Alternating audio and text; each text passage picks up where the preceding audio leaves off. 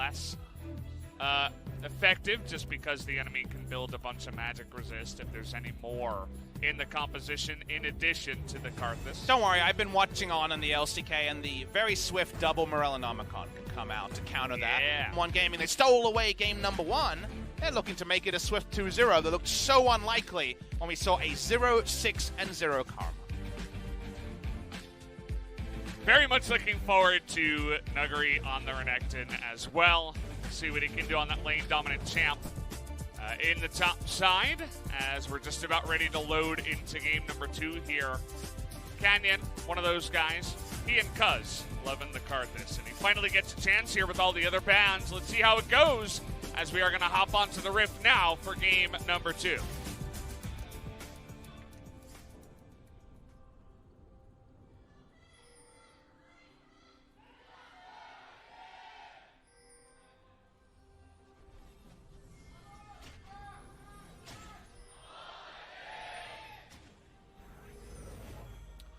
Game number 2 here of the first series of the night. We'll start with some action as Canyon is going to take a bunch of damage in the trade. Canyon's always been known. I think DAMWON Gaming in general love to go for a aggressive blue side invade when they're red side Karthus. I like to get in there and just own somewhere rather than hang back and have to deal with what that means. So right now, it's a huge vision advantage to the team of SANDBOX. This is a very nice multi-point plan. They've put down a deep blue side ward onto the enemy blue buff. They've swept out the enemy vision, so a lot of pathing information advantage going to be available for Unflake. Karthus going to take blue buff eventually, early as possible. Because of how the invade happened, Karthus feels like he has to start blue buff just to make sure that he gets one. As I don't think I've seen that Lucian skin before. Is that a Chroma or is it a pool party? Is that the new one? The device one?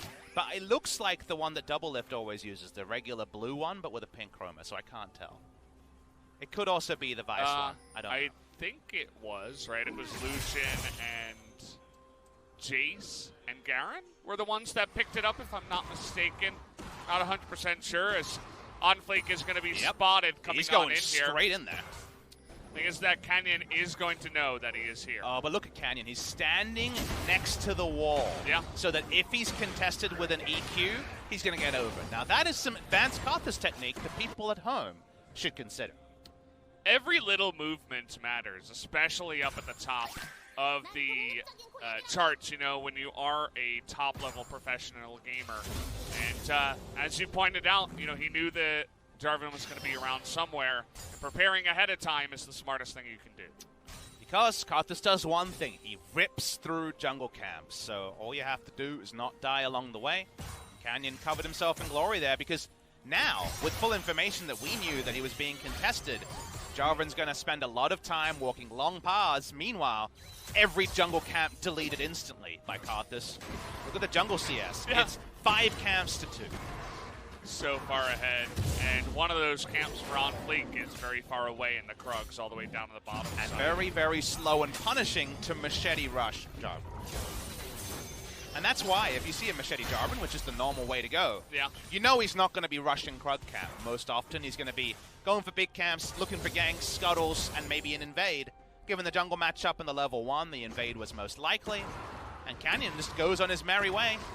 I'm ready to start seeing him use the Skittles onto champions as he might want to go top. Oh boy, Nuggery in a bunch of pressure here as Summit's getting in there. The flash on in for the stun. Summit flashes away, but now he's got red buff on him. Can he get away with that speed? Looks hit like one. Yes. He didn't Summit hit one. Does have the Nikes on today. Well, Canyon apparently God moded one game because very balanced on his Skittles this game. Turns out, Karma doesn't eat candy. Didn't know.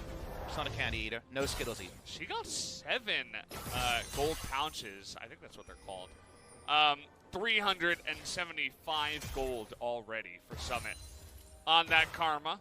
Extra, I should mention, from the Klepto. So, what I don't understand about Kleptomancy is where is the gold pouch coming from? Because you're not stealing enemy gold. Like, you're not. It makes more sense if you're pickpocketing, right? Yeah. But that's not what's happening. There's just gold appearing, like a pinata. You know, it's... At least with the turret plates in my head, I... Oh, hold the point. On fleek. Doesn't have EQ up. We'll use it now. In my head, I can understand turret plays giving gold, because I like to think that you're just holding the bricks from the turret and selling them to a shop. Be like, I mean, these bricks are worth, I don't know, 160 gold or so. Like, I get that. And if your friend comes to help you, you've got to share the gold. It makes sense, but I don't get where the gold comes from Klepto. I think you are, you know, you're part of some kind of magical religion where the god is gifting you gold from attacking the enemy, is what I would like to think, as once again, we're brawling. You talked about that interrupt onto the cool cat, but Ghost just says, don't beat up my little cat here. I'm going to protect her with my life, and Ghost does just that. Yeah, it didn't feel like there was a full engagement from Nuka, but you notice how Beryl could kind of do whatever he wanted and did a lot of damage doing it. Again, we talk about TFT a bit when Volibear comes up because he had to be target nerfed. That comp was really, really overpowered, but Volibear does more damage if left alone, and even in this mode has a lot of damage on ult if you just let him randomly auto minions and monsters and it bounces to you. So as long as Ezreal is doing some damage, definitely a lot of potential to turn onto the Yuumi or the Lucian. He was doing just that, but it also feels like a bit of a desperation move as the bottom lane is heavily in favor of Ghost right now. The TP comes in. There aren't even melee minions for him to pick up. Just has to pick up the scraps as he is down 24 CS at 6 minutes. Now, Canyon was never going to be giving any help there, and your laners can lose out because of the Karthus pre-6. Karthus has ult now, so an all-in might happen. Showmaker getting some nice trades onto Dove. The mechanic we saw really abused by Life is the fact that the Q flash from Volibear has almost no frames of animation to respect, so you kind of have to always be worried when you're within flash range of the enemy Volibear, and that's usually where Lucian and Yuumi are pumping damage into a melee support. So that's going to be a mechanic we're looking for. Also the fact that you can face your model away and then flash Q, and that's even less kind of warning signs that the all-in is coming. Speaking of all-ins, Canyon coming to visit, and will we see that bot lane play? Seems like the survey says yes. Well, they've needed help here for a while. Here comes the bear, and that is not going to land. Ghost can just easily flash away.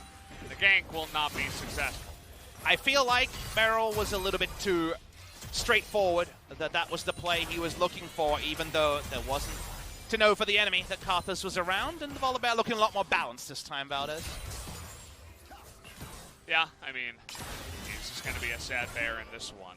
And we know the battle of the animals in the bottom side easily going to Yuumi so far. There's a lot of cannon fodder for bad puns this game, because we have a bear, a cat, unbearable is probably what we're going to have to say if we see some more bad flashes. And I know.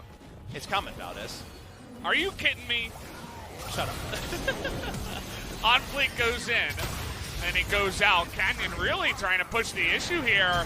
The ult's going to come in, but the heal is going to keep him alive with that shield at the last moment. But DAMWON on the winning side of this fight are really trying to force it here. Showmaker not quite able to land another one onto On Fleet, but a invade gone wrong will be to the benefit of DAMWON. Exactly. The invade comes in. They think they're going to be fine, but Requiem is always there. The threat, the range is there, and even the buffed up heal from the E on the Yuumi, not enough. They're going to pick up a Drake bot side as well, so you're going to take this if you're DAMWON Gaming. It is important to draw your attention to the fact that the CS lead for the Karthus has been slowed down. Here is that replay. The moment that a wholehearted interrupt comes in, and that was a really nice flip onto Onfleek that makes him take all that extra damage. Had a big fight in the bottom lane at the same time in live. It looks like they killed Lucian, so DAMWON just adding to the wins here, as they're both super low with no mana. So we'll really have to get a look at how this happened. The bear! Really happy after this one. The Thunder Bear is too strong, Valdez. The ult was used. He's the winner. We're going to get the Reaper. Was it a Hex Flash over the wall? That would have been the PogChamp moment. Let's watch how it actually happened. It's 6. And just went in, started off with the slow, and then started brawling, and that is a lot of damage, Valdez. Ghost is like, yeah, I'm fine. He doesn't know about the cool bear. Thing there was a Silas stolen Requiem thrown in that went only onto DAMWON's side because Canyon didn't have his ult back up, and it still was a 1-for-0 to DAMWON. And that's a tilter, too. I mean, you have two members in the bottom lane, super low health, no mana, and you die. It's one of the worst feelings. He's still ahead by 30 CS, but definitely feels like DAMWON are coming ahead in this one. And it feels like a tier 2 volley. Not using the golden volley skin that we saw from Life. That was the true tier 3. Yeah. The tier 2 volley still seems pretty damn good. On fleek. Walking around and shadowing. Also, we drew our attention to the fact that Karthus had slowed down a bit in farming. Speaking of farming, Nuguri, who we last saw at 0 health top lane at level 3, is actually CS for CS with a Karma.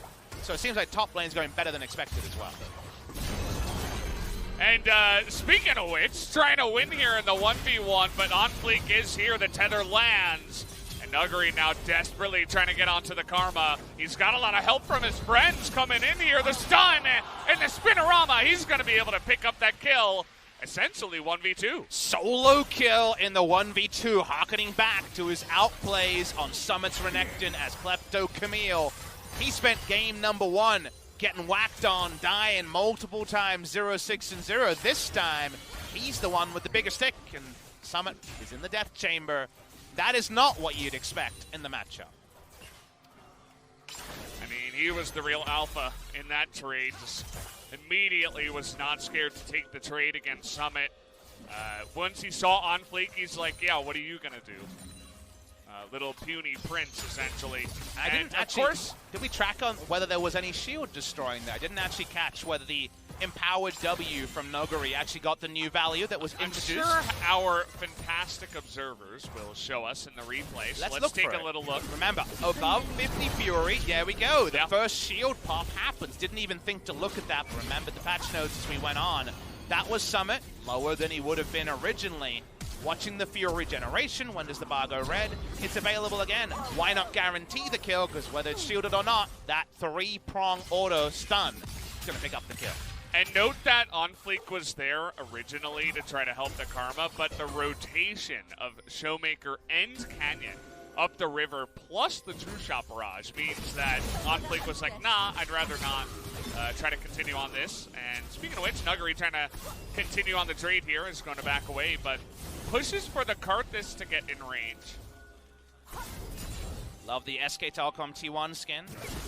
Oh, he's in a lot of trouble. That's that first Skittle, and down will Summit go as the Karmas are really getting punished in tonight's series. I mean, it's a matchup, and Karma was the sort of champion that the changes were targeted at beating Valdez. And my take, I haven't spoken about this on stream or on cast, is when I think about what was introduced in 914 with super grievous wounds and super shield breakers and the multiple champions that can interrupt dashes, is that I think that all those changes in summation, yes, you can just say, yep, we're now Renekton's better against Karma. That, of course, is true.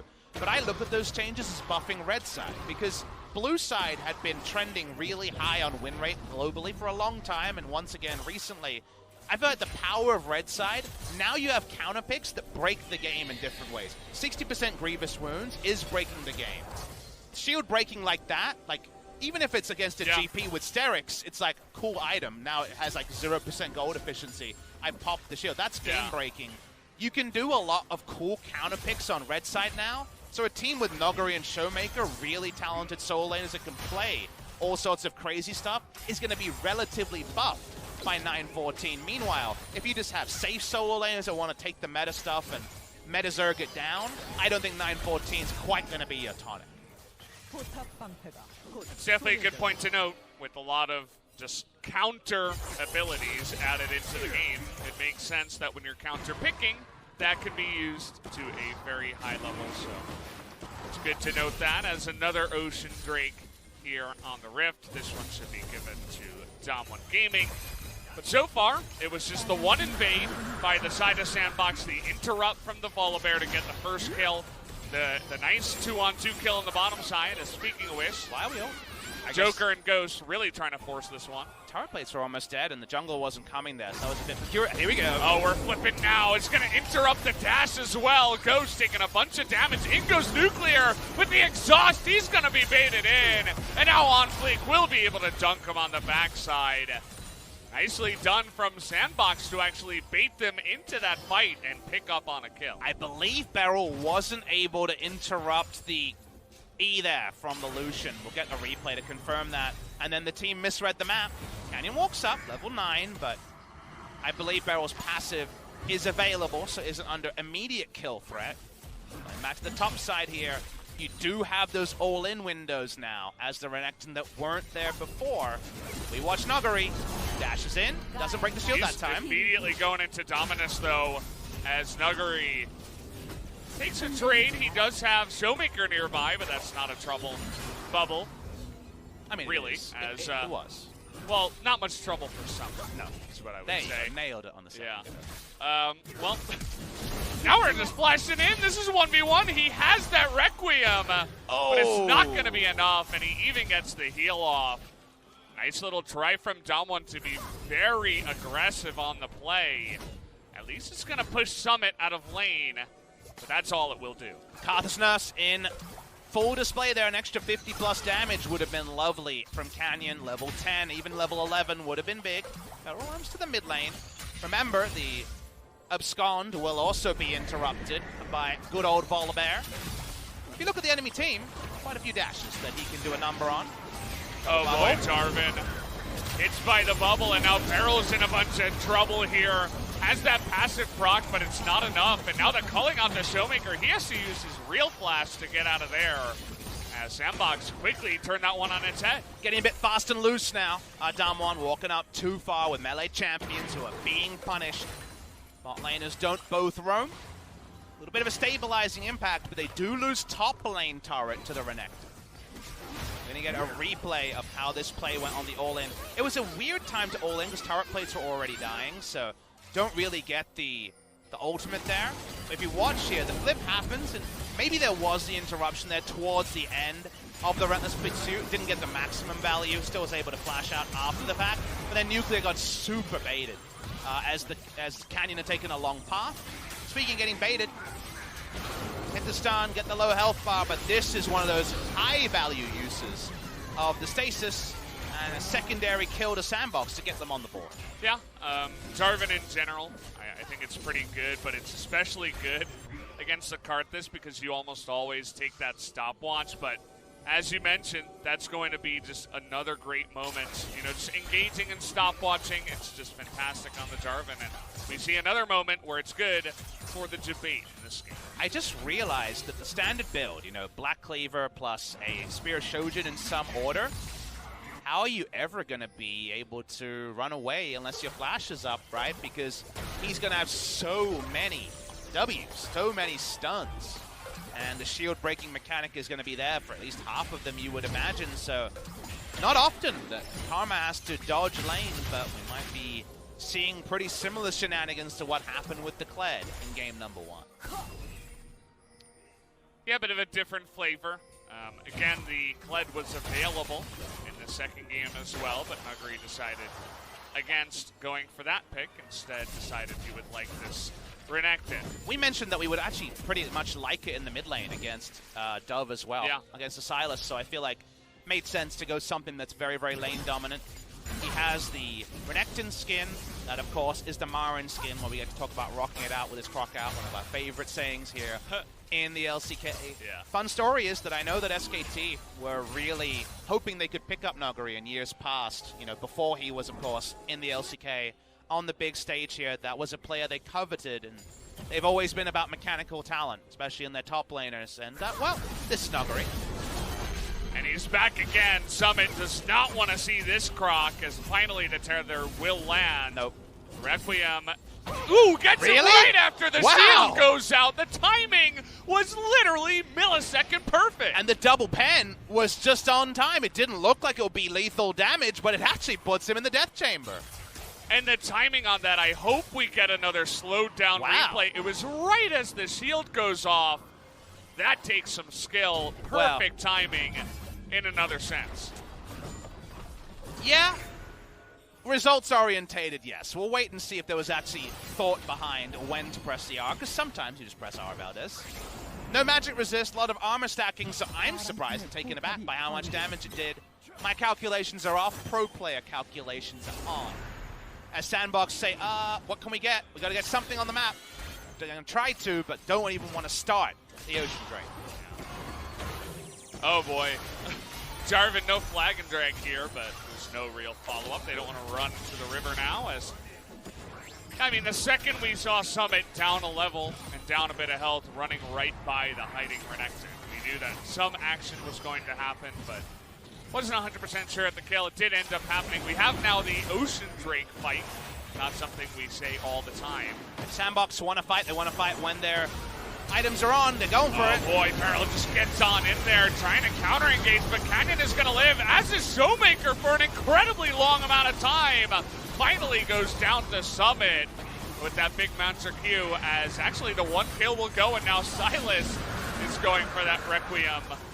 Not going to do all too much, as now Summit way in enemy lines here, trying to find the bear. Should be able to take him down with the help of Dove.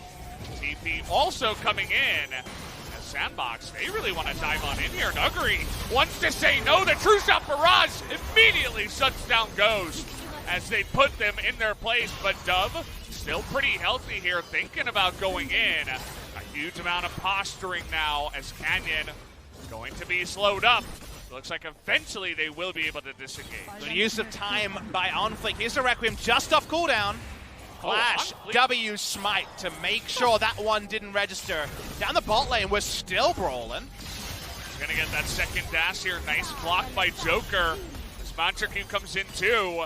Nuclear still waiting for it and is gonna get it on the backside. Can they get that little piece on the end of it? No, as Joker will get away, but Nuclear once again showing him who's boss. We're seeing some bloody brawling towards the middle parts of game number 2.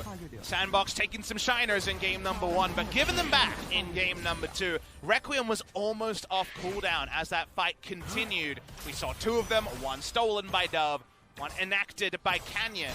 The end result is that DAMWON Gaming are able to stick a 3,000 gold lead. They pick up the Drake as well. Double Ocean, not bad. Is going to be another Cloud next up, though, so can't get the dream of the triple Ocean. But there is another dream that's happening in this game. What's the other 203 Karthus, who has already the Morel and Omicron finish. I see what you're referring to there. As Beryl made it very straightforward what he wanted. He was an angry bear brawling against the Ocean Drake and champions, whatever would take him on. This is when the Ardent Sensor is done. So SANDBOX is saying, well, probably smart to go for fights, given that Renekton in the side lane is a problem. One kill comes in, the Drake is taken, it could be over. But Summit gets the flank on Beryl, and SANDBOX Gaming, they feel like they can outdo with the double TP that Ghost and Joker are able to provide. But with Jarvan not walking down, Nuguri finds his man, and with Ghost dead, the amount of damage from SANDBOX goes way down. Here's the replay, though. This is Requiem coming off cooldown. It's a funny one. Flash, W, smite. Seems like he would have been fine, but you never want to take too many liberties. We already saw a Karma surprise me, and perhaps the top laner of SANDBOX. The replays never ends here. As the W lands, the Nuclear knows that's the death sentence for the Silas. Nearly picks up Joker, actually flashed for that one.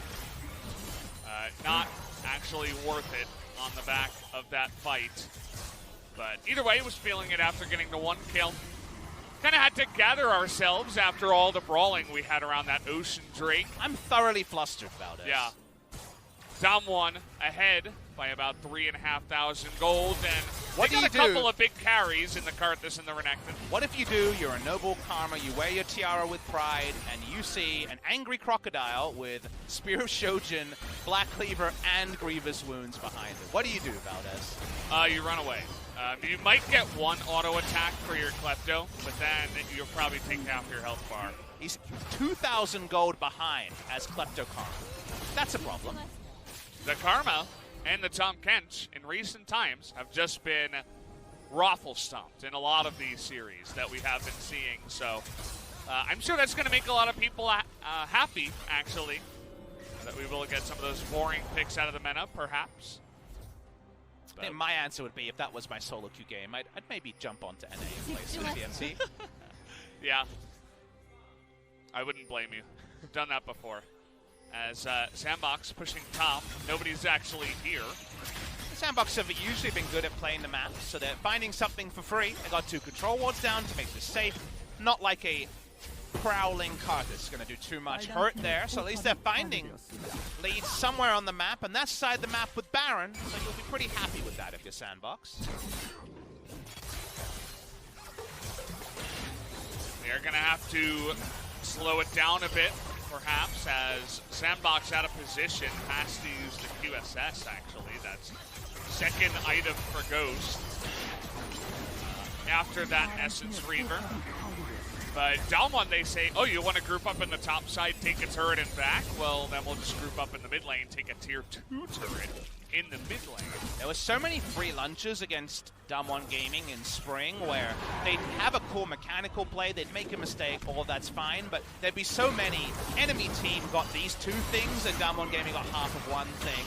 And they just were so honest about the fact that we're a rookie team with good players, but the map's pretty hard. We brought on Flame to try to up the in-game intelligence, and that was very necessary. And they got victories from Flame shot calling in second round robin of spring, but we've seen him much more sparingly in summer because it feels like the squad as a whole has leveled up, has got a lot better, and I'm sure that is a team thing to praise, not just any one individual on the side of DAMWON. It's almost like you would love to see the DAMWON documentary for 2019 because it's almost the feel-good story, like the sports movie of coming in as this ragtag bunch and getting stronger over the year, because now they do a lot right, and there's really, honestly, a lot to like about DWG Gaming. What do you think about this build? Actually, I'm going to have to hold that thought as, well, actually, maybe never mind. What am I looking at, Valdez? The double, what's it called? Searing Gem or something like that over here for On Fleek. I mean, it's bad. They don't stack. Yeah. I was thinking, you know, you could... Wait, wasn't it SANDBOX that did double get a Black Cleaver and well? maybe a Warmonks or something like that? Wasn't it SANDBOX that did double Morellos as well, or am I maybe it was Humble? With the Azir? Was that SANDBOX? Maybe it was Kingzone. Oh, it was Naeon. You're right. Yeah, Naeon. All right, apologies. Yeah. Apologies to SANDBOX. They've one-upped us with double Kindle Gem. If Kindle Gem could stack, imagine Jarvan's build. It would be Cinderhulk and 4 Kindle Gems. Kindle Gem, Kindle Gem, and Kindle Mercs. Gem. Just like it used to be 2 Heart of Gold, 3 Heart of Gold. Yeah. Below, it would definitely be 4 Kindle Gems. But sorry, mate, that one doesn't work. It does give you 20 more HP for 400 gold. That's not the best. Yeah, that's a bit unfortunate. Perhaps he does not know, as, ooh, not going to steal that Scuttle Crab away. Players have been taking a little back seat as the game has slowed down a little bit. The weak side is down on the bottom side now. Summit down 2 levels, but he doesn't necessarily care as long as he doesn't die. And perhaps can interrupt a teleport that will be just about as useful as he will be in this game. Yeah, we'll see where the game goes from here, because DWG Gaming have done a lot right. They're ahead 3,000 gold, but what are we doing? What are we working towards as DWG Gaming? They have a lot of Baron damage, but if Renekton's not there, I don't think that you can spend quite a lot of time. I guess you're decent. You got passive and a bit of health onto the Volibear at this point. Their Baron turn is good, because they can throw out Trouble Bubbles, and they have the target acquisition of the wall that still reveals on this patch, and the Volibear to chase. Summit's doing his best shoe on the other foot on the Karma this game, trying to slow down Nuguri. Yeah, that's literally all he's doing. Just, down 2 levels, just poking the Renekton, daring Nuguri to run at him. But Nuguri just playing very passively, perhaps looking for a play towards the Baron. Now, they don't have a Mountain Drake in this game like they did in game number 1, so it won't be as easy to rush it down, as that's a lot of damage onto Nuclear, but he does have the Blade of the Rune King, so shouldn't be too unhappy. Usually with a Renekton, this big 4-1 would be trivial, but you can see it's frustrating. Here comes Nuguri. He's grouping up. They want to kill. Oh, here we go. Trying to get into that back line. Looking for the Jarvan, who does go for the Cataclysm. Gets away now. Dove going in. Do they have the damage? The stopwatch. No. As nobody's going to go down, but Ghost in the front line. Nearly able to take Nuclear, but whose health bar is lower? As the shields will come in. And the Requiem will be good. And they stop Baron here. Nuclear can heal off it. They're going to try. The ward spots them, though. They're on the Baron. DWG Gaming. SANDBOX Gaming TP's coming in. Trying to delay them, was able to get that one trouble bubble onto Summit. They have a relatively fast Baron here, and they should be. Oh! The Yuumi gets in there! How does that even happen? And the big time steal! As I think I saw a spike from the Karthus's 860, but it wasn't fast enough. It was 61 HP, Valdez, and it got stolen by the Nerf Q!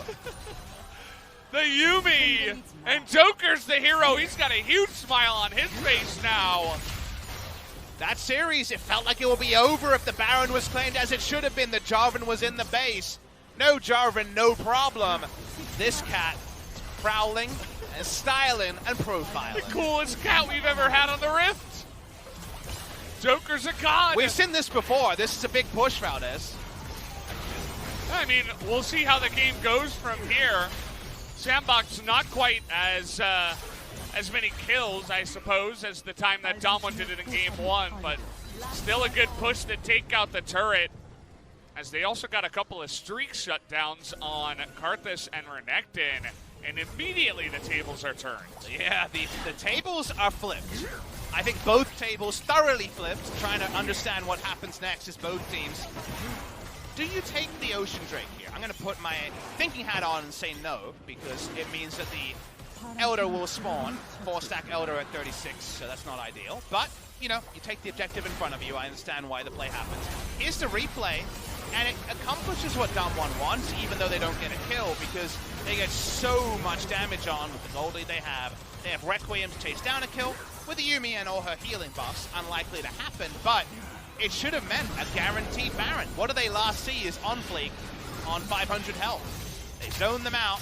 In live, though, we're seeing fighting. Oh, yeah, the Renekton in the front line. No, we need to look at the fight here, guys. Nuguri now in the back line as he was forced to go forward. Looks like they want to trade, but OnFleek's going to survive in the front. And nobody will go down here. Oh, no! A big snipe from Showmaker will pick him off, and now Dove in a bit of trouble. Had a big bear chasing after him, but he's got a dash to get away. As it's 1-for-1, two frontliners will go down. The Requiem was gotten with CDR as Beryl tries again. They want to fight this. Oh boy, Beryl made a mistake that time around.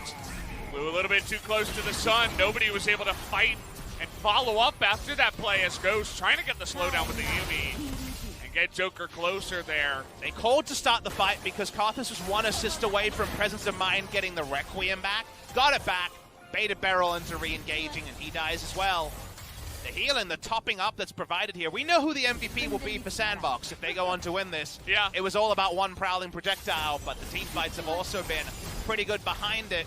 SANDBOX with this Baron, look at the size of their Baron buff power play. We've seen negative gold. We can enjoy almost 6,000. We're going to be just below that as here we go. This is the one. As it just sails on in. But we really need to look at the health too. A cool angle there as Yuumi was able to just sidle her way in on the back of Ghost. I saw 61 HP. We didn't have health bars there to confirm it. Here is the replay of what we saw the tail end of. Super fast Volibear. Don't know about the timing on the Q. Might have wanted to pop that a little bit later so it doesn't time out. And then it's Brawl and try to get a Presence of Mind so that Requiem will be up. Requiem wasn't up to start this. In live, there's stuff happening, but not quite as exciting as before. They got this kill onto OnFleek as the Q was kind of sent in the direction, but ended up sniping up the Jarvan. We could have been done now, and it would have been 1-for-1, but Beryl sees something that's not there.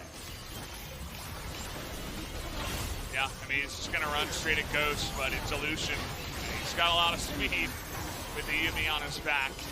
The need for speed can be addictive, Valdez. Yeah. That bear's seen a lot. You want a little bit more. As now we're going for inhibitor here on the side of SANDBOX. Ghost is an absolute monster now.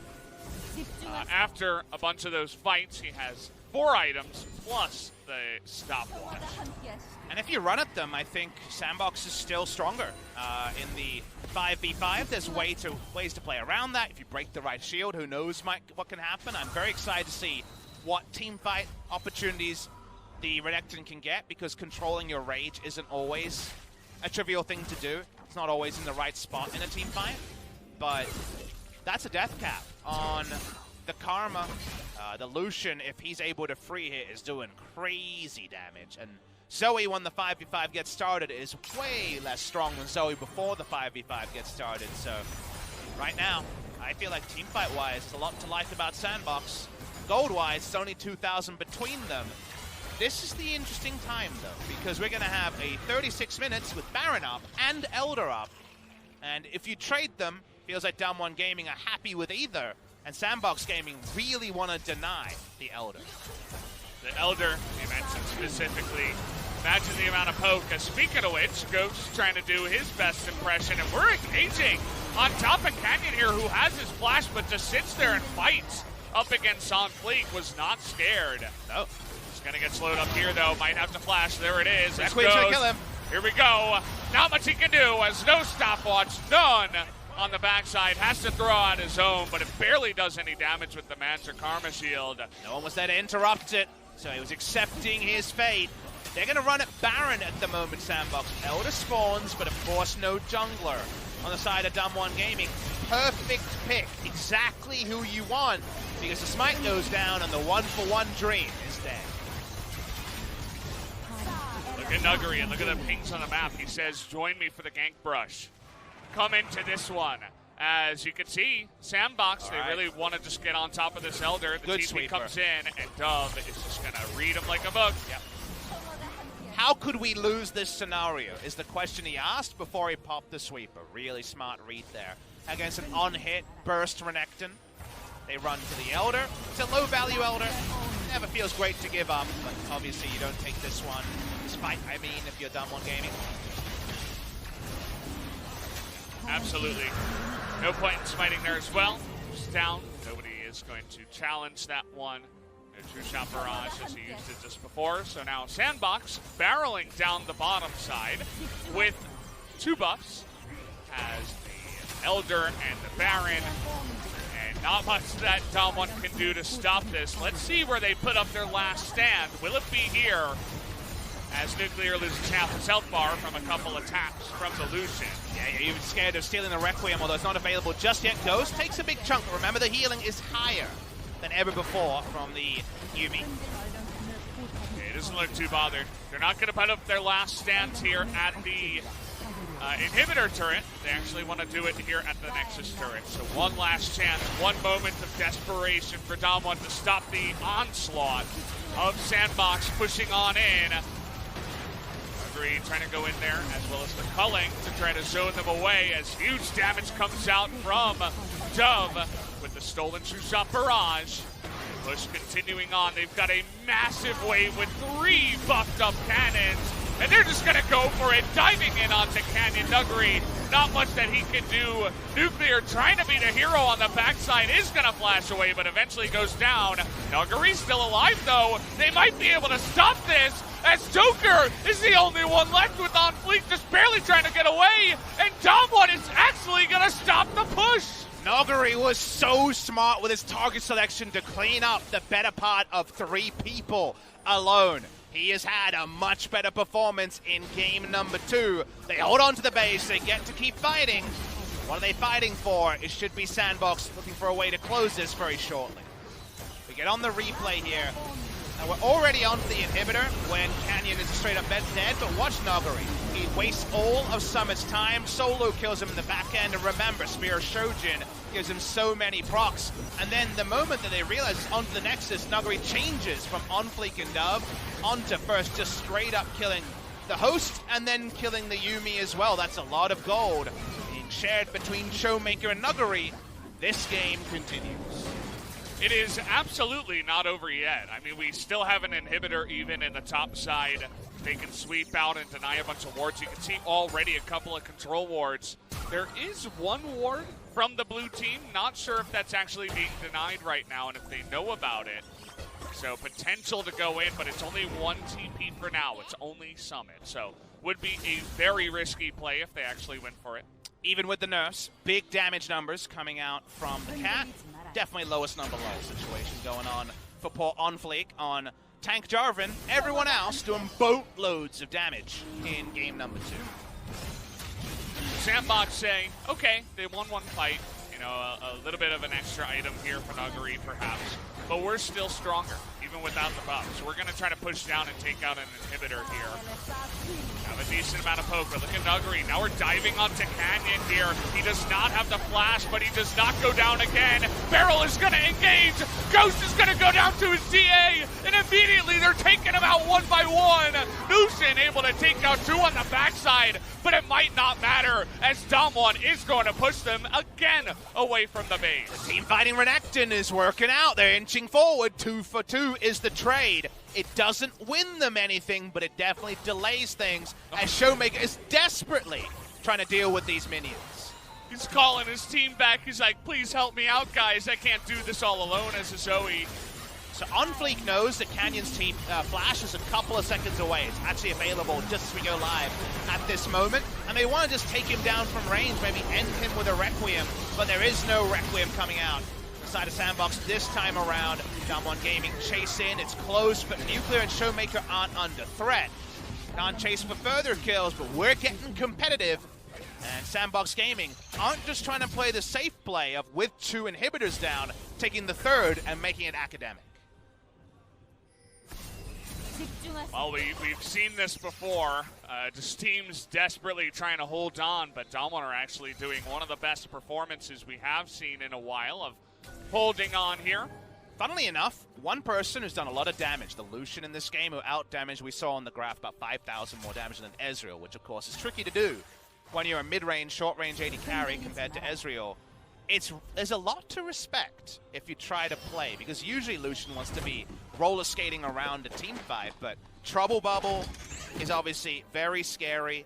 The Renekton has an on-hit, CC, Ezreal, Volibear. There's a lot of things to respect, so getting damage out as Ghost and not dying is hardly trivial. He has a Hex Drinker, he has a QSS, but that's all he's got so far. DWG Gaming walk up, now we're on Beryl. Oh, going for the bear here, not sure about that one, but it might just pay off. They take him out first, Dump gets low. But Nuguri not able to do it, has a hysteric spot, but Ghost is going to get super low. He's that big carry for the side of SANDBOX, but he'll immediately go down as Nuguri once again will snipe out that very important AD carry. And what a 1-for-1. Goodbye enemy AD carry. We'll deal with this bear being dead for a while. We're on to the Baron. Oh, they're TPing the base. Yep, they're trying to defend. Okay, so now TP from Nuclear. Offensive and defensive TP and Baron happening. A lot happening here. All right, keep your eyes in 2 different places, guys. The inhibitor is going to go down, but we got to fight here at the Baron. Canyon is going to be sniped away as the Renekton is not going to be able to get in range for now. He's going to have to blast for it. Takes out OnFleek.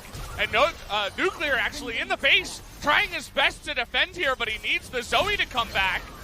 Double kill now for Nuguri. Nuclear not able to do it alone.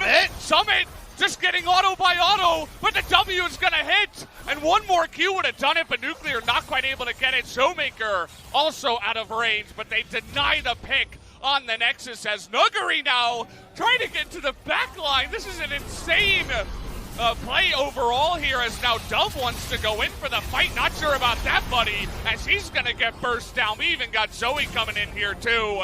And I think Dove got a little bit flustered trying to force that 1-2v3. As DWG, they are still in the game. And we're hearing the sweet tune of the Yakety Sax. The fiesta continues. Somebody start the trumpet. Ghost is just going to win the game. Ghost, he might just be able to do it. He should be able to do it. A couple more autos, and he is going to take out the Nexus. Ghost with the TP will be the MVP that takes down the Nexus in Game 2.